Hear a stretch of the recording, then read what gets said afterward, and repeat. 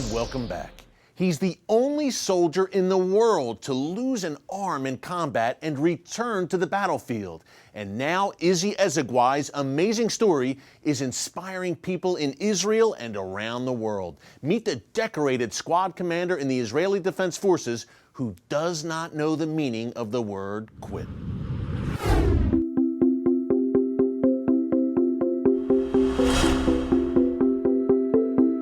I wasn't born into like an Orthodox family, an Orthodox Jewish family. That happened when I was about 8 years old. My parents sat me down and they're like, hey buddy, this is happening now. And I was switched to a religious school, and that was really the first time that we started to learn the Bible, the Torah. And I discovered the Israelites and how they suffered in Egypt, what they went through as a people. And it bothered me. And the main catalyst was my father decided to take my family to Israel for my bar mitzvah. And we spent 3 weeks traveling the country. It really was an amazing trip. But on one of the very last days, we decided to drop off our laundry at a laundromat that's on a very busy intersection. 30 or 40 minutes after we left that intersection, a terrorist walked into a Sbarro's pizzeria that's on the same corner that we had just passed. And he had a guitar case that was loaded with explosives. And when he set it off, about 130 people were injured, 15 were killed, among them 7 women and children and a newborn child. And watching footage of this loop on the news was the first time that it dawned on me that all of these things that I had told myself when I was younger, that my people are okay, that it's ancient history, I had been lying to myself, I'd been wrong. Then I turned 18 and I became eligible for Birthright, which is a free 10-day trip for young Jews around the world. And I signed up just assuming that I'd have a good time, meet some girls, free hotel rooms and food and the bus and the flight, so it was gonna be a great time. And what ended up happening is I fell in love with the soldiers. I just had the urge after a couple minutes to pull out my phone, and I dialed my father back in the US, and I told him I'm joining the IDF. I had tears, rolling freely down my cheeks, and I didn't realize until years later when I was piecing my own story together that when I made that phone call, I had just crossed the intersection of King George and Yaffo, where the attack had happened 5 years earlier. So that's really what pushed me to serve.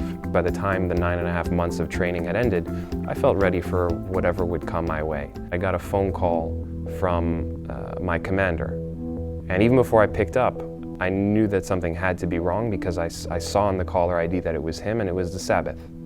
He wouldn't be calling if something hadn't happened. And when I answered, he told me that war had broken out on the Gaza border. This was Operation Cast Lead at the end of the year 2008. And he was calling to let me know that our unit was being sent right to the border. The unit spent about 2.5 weeks patrolling that border before we got our first piece of bad news. A captain from our brigade had been hit by a few RPGs, and he lost his life, unfortunately. We got back to base early that morning to find out what had happened. We were told that we were going in for the first time so that we could replace his position, that we could retrieve his body, reinforce his unit. And it was while we were preparing on base that a mortar landed about a half a foot away from me. A mortar is a very large military-grade munition. It has a very large blast radius, so if it landed, unfortunately, in the center of a room like this, the entire room would be destroyed.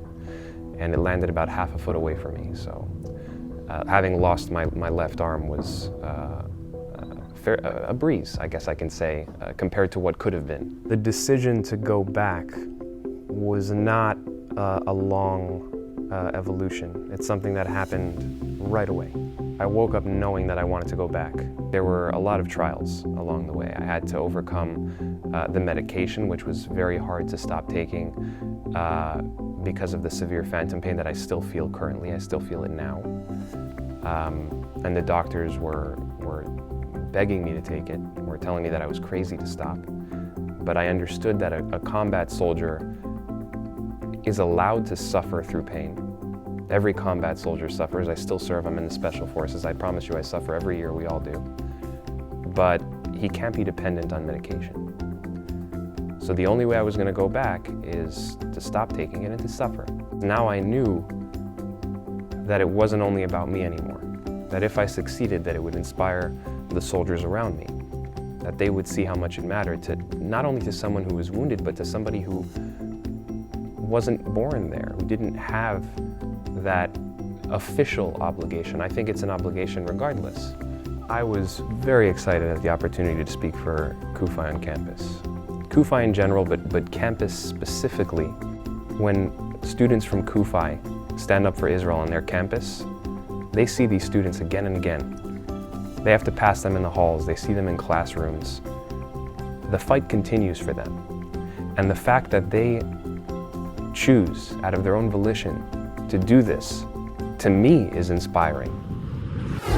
Up next, my final thoughts on the man who was about to become America's next ambassador to Israel. Stick around.